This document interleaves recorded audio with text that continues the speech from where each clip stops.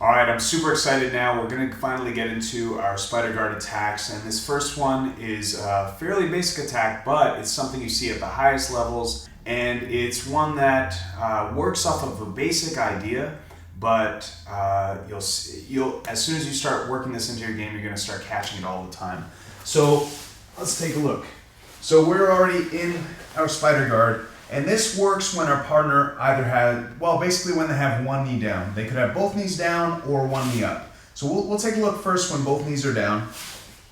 So when Stephan has both knees down, we've got our spider guard, we're hipping out. And from here, again, we need to break grips. And now we're gonna bring this leg to the ground. This leg we're going to bring over our head here in order to pull Stephan forward. Now you notice that's gonna start knocking him over the line, the line of my leg. The problem is he can base with his elbow and stop that sweep. So we've got to pull that elbow away. How are we gonna do that? We're going to use his base, his balance, to push against in order to open our hips. That's gonna help us pull his arm away from his body so that he can't base. So we establish the position, we slide this foot off, we open our hips here, and we end up knocking him all the way to his back. Now, I don't want to lose the position. I don't want him to start attacking a leg lock. So I'm going to pull here to break that grip, and I let my toes slide off his bicep. I pull with both arms, and I come up to a heavy mount, ready to attack. But more importantly, I got the sweep. I got 2 points if it's sport, and 4 points for the mount. So one more time. We're here, we're switching sides.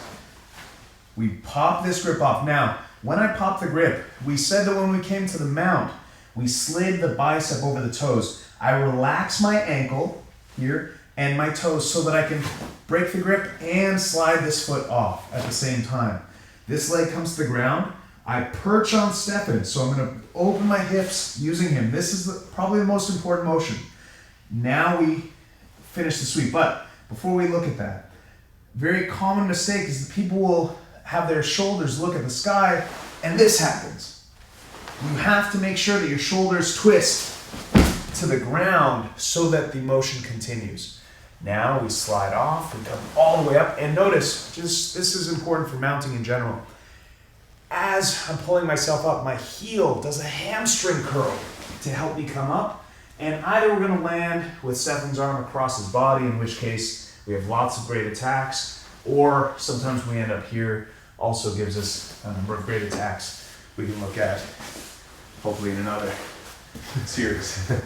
So Elliot, it feels like there are two things going on with this leg. It's stopping me from adjusting my base with my knee, and then it's also giving you the purchase. Exactly, very good point. So if I were to do this without that leg, say I was using Stephan's other leg to purchase, he can move that knee. So it's, what is this sweep? The sweep is really just a scissor sweep. The scissor sweep, we're just using different grips to get the person over that side.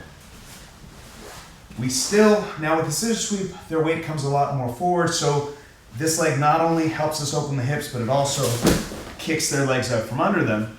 In the kite sweep, we're not going to be able to pull them on top of us quite so much. So we're not really going to be able to kick their leg out from under them as much, but the trade-off is that we can pull ourselves away quite a bit here. Now, let's come back up on top. There are a few other situations we have to talk about. So just like the scissor sweep, if I'm dealing with a really long-legged opponent who's got really wide base, or if I'm just a little further away, this may not be strong enough. So what we can do is put the sole of the foot at their thigh and open up here as we come up for the exact same sweep. Now, we're looking at techniques in the order of when the person's down on their knees, when they're on one knee, when they're standing. When Stephan's got one knee up, you'll notice that his right hip is higher than his left, so his hips are already on this angle. When you're trying to sweep someone, what you're trying to do is turn their hips from this orientation to this orientation. So he's already helped us. He's already initiated that for us. So for me, it's bad enough for a person to be on both knees in the spider guard, but to be in this position, they're only making that sweep easier. In the 2010 Abu Dhabi Pro Trials, the semifinals match, I faced a very, very tough brown belt who had better posture than I'd ever felt. I couldn't do anything in my closed guard. He was dominating my grips. Stood up, opened my guard, and then as he opened, I got to the spider guard, and he sat down here.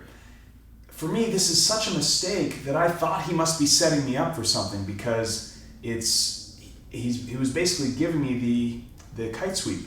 It turned out that I ended up catching it. It's such a bad position for the top person. I highly recommend never stay here when you're on top. Either you never stay on your knees, never stay on one knee, always stand up to start passing. And so if you incorporate this into your game, you'll notice the people who don't necessarily have a ton of experience passing the spider guard are going to give you this, and it's going to feel like Christmas came early. So definitely work this. It works very, very well. But one note, it doesn't really work. We will look at an advanced version later when they're standing, but otherwise you have to use it when one or both knees are on the ground.